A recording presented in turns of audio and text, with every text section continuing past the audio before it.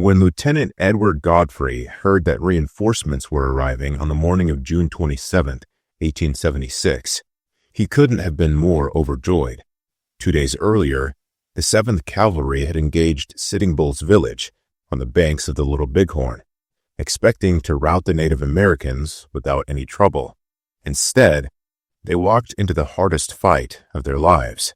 Godfrey and his K Company had been trapped atop what is now called Reno Hill for almost 2 days now, along with another 350 or so men of the other companies, fighting for their lives with barely a moment's rest. Among the men of General Alfred Terry and John Gibbon's relief column, Godfrey was especially happy to see his old friend, Lieutenant James Bradley, among them. But before he could inquire about his old friend's well-being, he had to ask the question that had been haunting the 7th Cavalry for nearly 2 days. Where is Custer?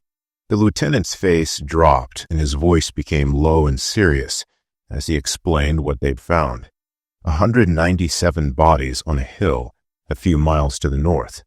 The entirety of Custer's command. I don't suppose any escaped, Bradley said. Soon after, General Terry announced to the 7th that Custer and all his command were believed to be dead. He ordered that a portion of men be assigned to visit the battlefield and account for the dead. Captain Frederick Benteen would go, along with a scattering of officers and troopers, which included Lieutenant Godfrey. What awaited them would haunt them for the rest of their days. The weather was bright and calm when they arrived at the Custer battlefield, far too pleasant for the miserable task they had ahead of them. The battlefield lay on the east side of Little Bighorn River, just northeast of where Sitting Bull had pitched his village. It stretched about a mile, running from the riverside up to the ridgeline that is today known as Battle Ridge. Godfrey was among the first to lay eyes upon the battlefield. Looking out across the area, he could see the sun reflecting off stark white shapes dotted among the grass. From a distance, they looked like boulders. With a horrifying sickness building in his gut, Godfrey took his field glasses and inspected the objects from afar. "What are those?" some of the soldiers asked. Godfrey lowered his glasses to reply. The dead. They had already been expecting to find Custer's men dead, but the sights that awaited them as they stepped onto the battlefield were beyond anything they were prepared for. Men and horses covered the ground, running from the top of the hills down to the river ford. The bodies had been stripped of everything by the Native Americans and left to rot. The naked, mutilated bodies with their bloody fatal wounds were nearly unrecognizable, wrote Godfrey. Since they had been lying alone there since the afternoon of the 25th, decomposition had already begun setting in by the morning of the 27th. The hot Montana sun only accelerated the decay, and several soldiers noted that the smell alone was almost unbearable. Almost all of them had been mistreated in some horrible way, their scalps torn off or limbs dismembered, as was typical for Native Americans to do to the enemy dead after a battle. Godfrey poetically described it as a scene of loneliness and desolation that bows down the heart in sorrow. I can never forget the sight. The Americans spread out over the horrendous scene to try to piece together what happened. Among them was Private Jacob Adams of H Company, who rode with Captain Benteen to inspect the battlefield. The distribution of these bodies told the story of the battle. Dozens of dead horses clogged the ford at the foot of the hill. Private Adams quickly judged that Custer's men had been trying to cross the river, but suffered heavy casualties and were forced to retreat. None of Custer's men were found on the west side of the river, suggesting that none of them ever made it that far. He noted that the corpses littered the hillside, running from the ford back up the hill. Now one, now groups of 5 or 6, Adams counted as he rode slowly up the hill. The Sioux had shot them down as they retreated. The bodies formed a grisly trail, leading Adams uphill to where the last survivors must have made their final stand. It was there that Adams spotted the bodies of several pale horses, arranged in a circle to form a makeshift breastwork on a barren yellow-grassed knoll. It was there in this circle that Adams found Custer himself. The face was unmistakable to any who'd known him. Adams immediately called for Captain Benteen, who, despite a long-standing animosity with Custer, was still struck with disbelief and emotion at the sight in front of him. "That surely is General Custer," Benteen confirmed. According to Adams, word quickly spread among the men of the tragic discovery. The entire command soon assembled at the ill-fated spot, but few words were spoken. Godfrey later wrote that it almost looked like Custer was sleeping. He laid on his back, his upper arms on the ground, the hands folded or so placed as to cross the body above the stomach. Adams noted that he'd been stripped save for his stockings. Both men, however, could clearly see the wounds that had killed him. Custer had been shot once through the breast, not far from his heart, and once through the head. According to Adams, a trail of dried blood ran from the head wound down to his mouth, staining his distinctive mustache. From this, we can tell that Custer had been shot through the chest first, and that the head wound came later. Most likely, Custer was shot in the chest earlier in the battle, and was likely given a mercy shot in the head by one of his men to prevent him falling into enemy hands. Godfrey and Adams omitted any mention of mutilation of Custer's body, save for a cut in his thigh that was often used by Native Americans to mark kills. It was a reassuring lie to save the man's dignity. Other witnesses eventually came clean that Custer's body had been defiled with an arrow forced into his nether regions. As tragic as the discovery of their commander's body was, the men soon realized that something far worse had befallen everyone else. They did not need to look far to find Custer's brother, Captain Tom Custer. He was lying only a few feet from his brother, but the contrast in the treatment of their bodies could not have been greater. He was lying face down when they found him. Arrows stuck out of his back, although whether they had been shot into him while he was alive or dead was impossible to say. His skull had been crushed by multiple blows, and his head scalped. At first, it was impossible to tell who the body belonged to. It was only his initials TWC tattooed on his arm that allowed them to identify the corpse. Also nearby on Last Stand Hill was the body of Lieutenant William Cook, Custer's adjutant in the campaign. The man had been well known for his long mutton chops, which had now been brutally carved off along with his scalp. Similarly, Lieutenant Algernon Smith, commander of E Company, was also found stripped and scalped near Custer, an unsurprising discovery since the pale gray horses arranged around Custer's last stand were only used by his company. The body of Captain George Yates, commander of Company F, lay a bit further down the knoll, surrounded by his men. 3 of the 5 company commanders had been found, but where were the other 2? Godfrey, Adams, and the others spread out among the battlefield to track down the rest of the lost men. Godfrey found the 3rd Custer brother, named Boston, about 200 feet from his brothers and towards the river. The body was stripped except his white cotton socks, he noted of the younger Custer. He, too, had been scalped. Noticeably absent were the bodies of the Native American dead. There were no Indians left on the field after the time we saw it, Godfrey observed. Our dead were all alone. They had all been taken away to be buried or burned by their families, as custom required. Surviving accounts from Native American warriors frequently say it was the families of these dead who committed the mutilation of the soldiers. Warriors like Rain in the Face and Lazy White Bull admit to having stripped and looted the Americans, but blame women and children for taking out their rage on the dead. It was immediately clear to Adams that the Native Americans had moved some of the bodies after death. He spotted about 25 or 30 bodies arranged in a straight line further down the hill. They were all riddled with arrows. The Native Americans must have taken them to use as target practices after the fighting was over.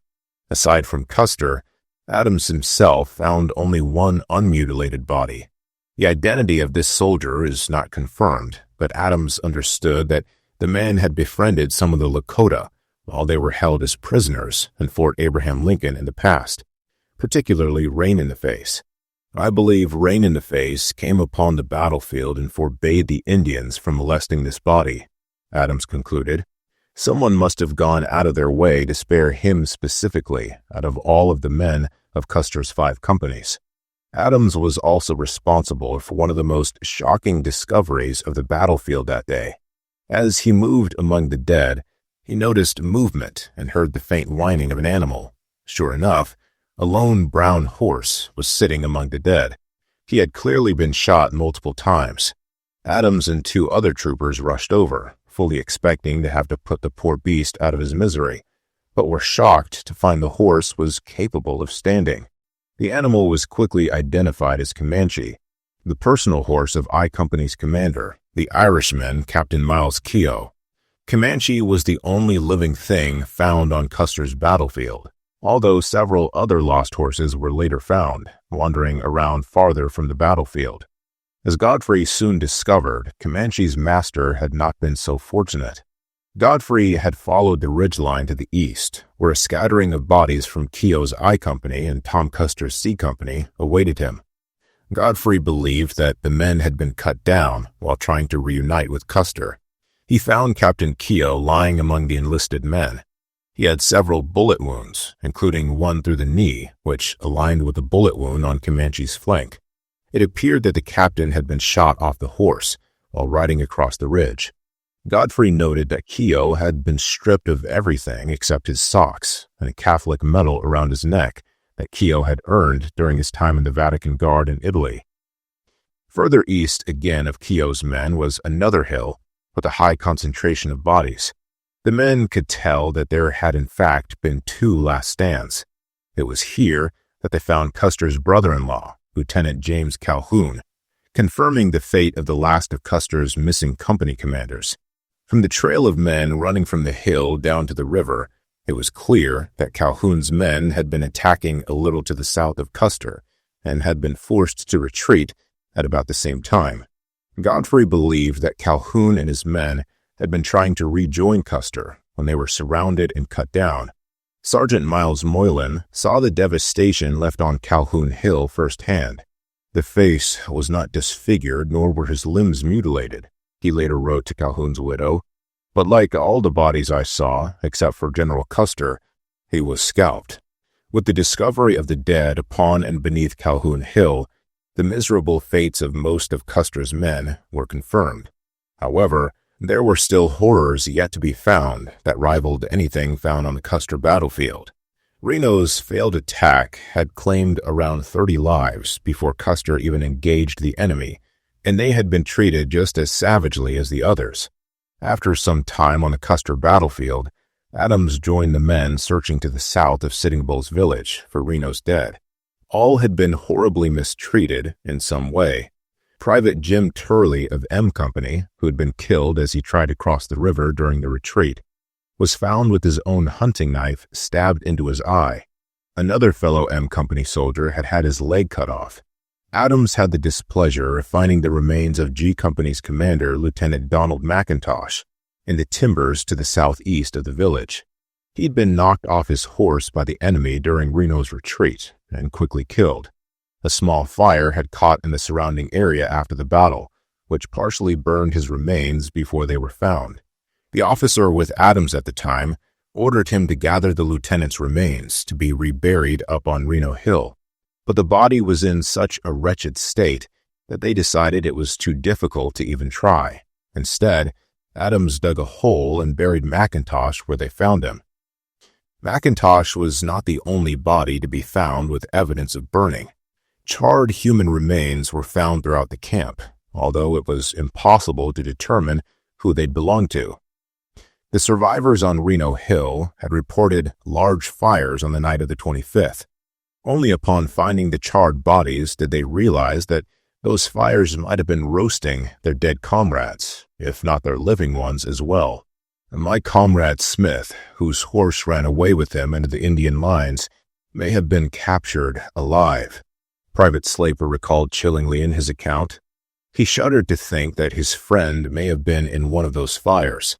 While Adams searched the Reno battlefield, Godfrey picked over the remnants of Sitting Bull's village.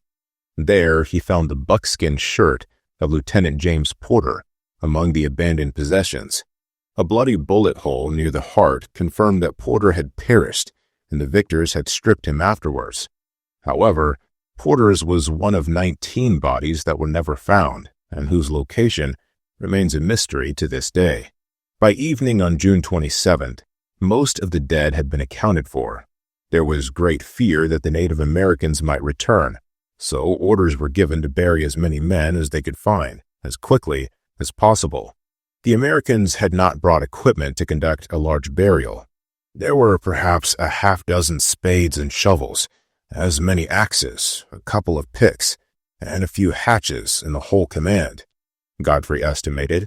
With these few tools, combined with tin cups, cutlery, and whatever else they could find, the men began digging graves for the fallen. The work began in the afternoon and continued into the next morning. With so many to bury and so few tools to do it with, their work could never be perfect. Most of the graves were shallow, with barely an inch or two of earth to cover the dead. There was no time to move them to more suitable locations, so most men were buried where they were found. Sergeant John Ryan was in charge of the burial for the elder Custer brothers. A grave about 18 inches deep was dug a little further down the right from where Custer fell, as it was softer ground, he explained. The two brothers were carried together and laid to rest side by side. The remains were covered with some blankets and pieces of a tent before being covered with earth. A travois was laid over the grave, and stones were laid in a ring around it to keep any scavengers away.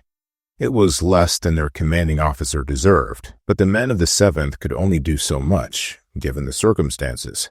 By the evening of June 28th, every man who could be found had been buried. With that, Terry ordered the men to depart, leaving the 268 souls of their fallen comrades behind. As Godfrey rode away, he was filled with mourning. We left them, and that vast wilderness, hundreds of miles from civilization, friends, and homes, to the wolves. Godfrey, Adams, and the others had survived the battle, but what they had seen of their fallen comrades would stay with them for the rest of their days.